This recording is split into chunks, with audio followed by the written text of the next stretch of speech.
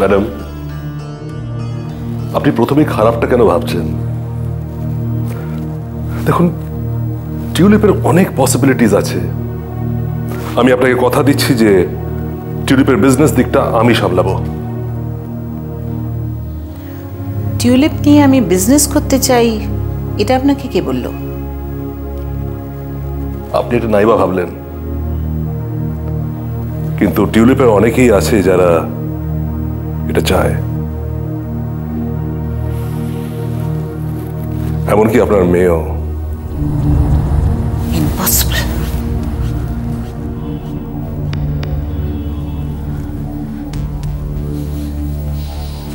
আমার মেয়ে অ্যানির কথা বাদ দিন, তবে টিউলিপের আর সবাইকে আমি আমার নিজের থেকেও ভালো চিনি। চিনতেন ম্যাডাম, ওদেরকে এক সময় চিনতেন, কিন্তু এখন নয়। দেখুন, মানুষ তো চেঞ্জ হয়, আর সেই চেঞ্জটা আপনি বুঝতে পারছেন না। এতগুলো কোয়ালিফাইড ডক্টরস এতদিন ধরে আপনার আইডিওলজি নিয়ে ছিল, কিন্তু কতদিন ধরে রাখতে পারবেন?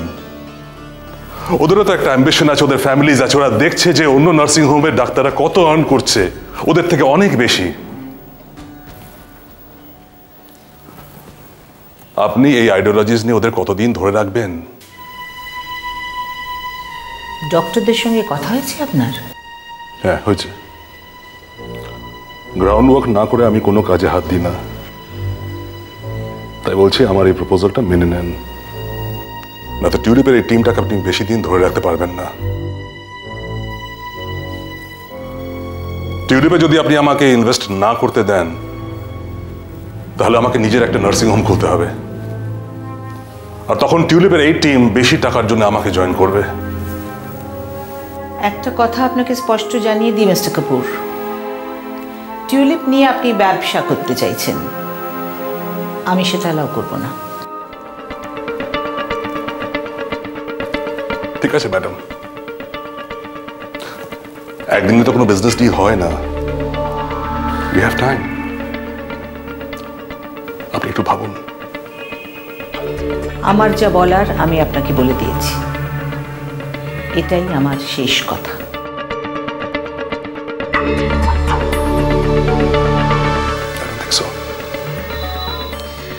হঠাৎ ভিকি আমার ক্যারিয়ার নিয়ে তো কনসার্ন হয়ে পড়লো কেন বলো তো? জানি না, আর মঞ্জুরিও দেখলাম ওর সঙ্গে দিব্যি তাল দিচ্ছে। ব্যাপারটা কিন্তু আমার একদম ভালো লাগেনি।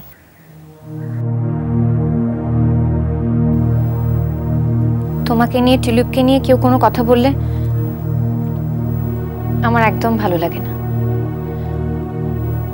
আর তাছাড়া তোমাকে নিয়ে কেউ কোনো কথা বলবে কেন? বোকা মেয়ে। ওরা ওদের মতো করে বলছে, বলুক না, তাতে কি? আমি ওদের কথা মতো থোড়েই কাজ করব। আর তুমি এসব কথা ভেবে সময় নষ্ট করো না তো। আর ওরাই বা আমাদের কথা ভেবে এত সময় নষ্ট করছে কেন কে জানে। আমার তো এখন ভিকির বুদ্ধিশুদ্ধি নিয়ে ডাউট হচ্ছে। আমার ভাই যে কিভাবে এরকম হতে পারে কে জানে। কই, আমি তো ওদের কথা ভেবে সময় নষ্ট করছি না। দুজনের ছলের অভাব হয় না। আমি কথা বলছি ভিকি আর মঞ্জুরিকে নিয়ে, আর তুমি? আর আমি তোমাকে আর আমাকে নিয়ে কথা বলছি। কিন্তু উজান, ভিকি সত্যি তোমাকে নিয়ে এত কনসার্ন কেন হবে? তা হোক না, আমি তো কার কথা শুনবো না, আমি শুধু তোমার কথা শুনবো। পাগল। তাই?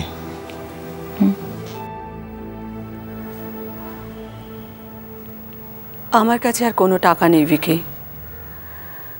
পুরো 1,25,000 টাকা আমি তোর হাতে তুলে দিয়েছি কদিন আগেই। আমি আর পারবো না। আমার শেষ সম্বলটুকু, গয়নাগুলো তোর জন্য গেছে। ভালো হয়েছে, সমস্ত গয়নাগাটি বাড়িতে থাকলে শুধু শুধু টেনশন বাড়ে। ও গেছে, ভালো হয়েছে।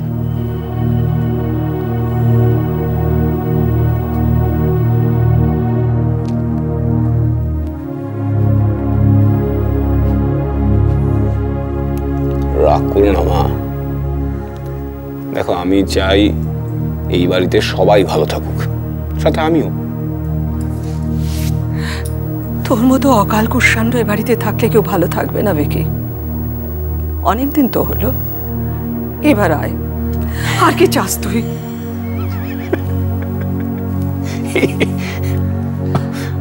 এই এক কথা তুমি আর কতবার বলবে বলো তোমা?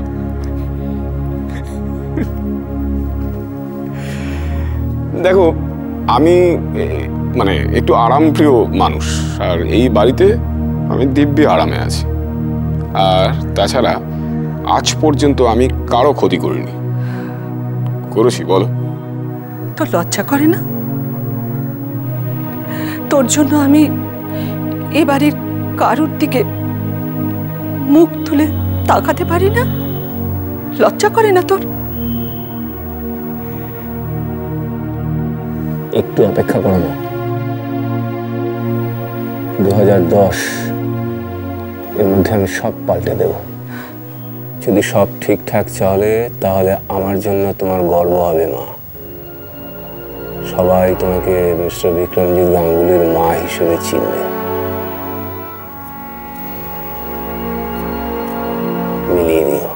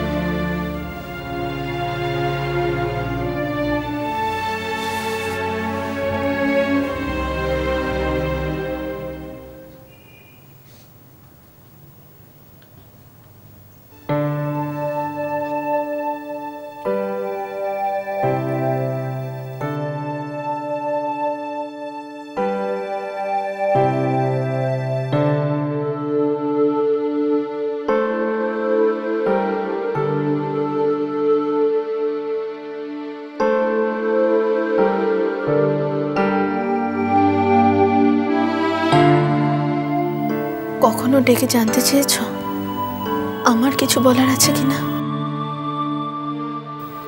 আমি ভীষণ একা দাদা, আমাকে একটু ভালোবাসা দিতে পারবে?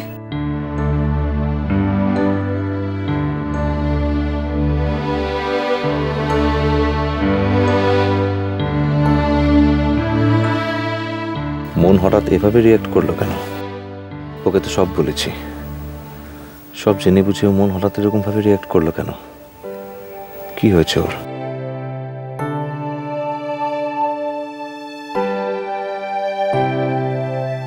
হিয়াকে সব জানানো দরকার,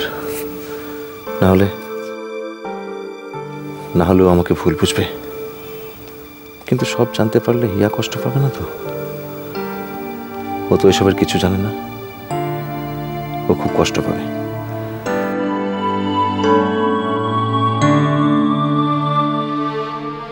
না না, আমি হিয়াকে কখনো কষ্ট পেতে দেব না, ওকে কিছু জানাবো না। মনকে যে করে হোক বোঝাতেই হবে। কিন্তু কিন্তু মন যা বলছে সেটাও তো সত্যি। ওর কথাগুলো তো মিথ্যে নয়, ওর তো কোনো দোষ নেই। ওকে কি বোঝাবো আমি? হিয়া তোমার ভালোবাসার সবটুকু পেয়েছে, সারা জীবন ধরে পাবে। আমি সেই ভালোবাসার কিছুটা ভাগ পেতে পারি না?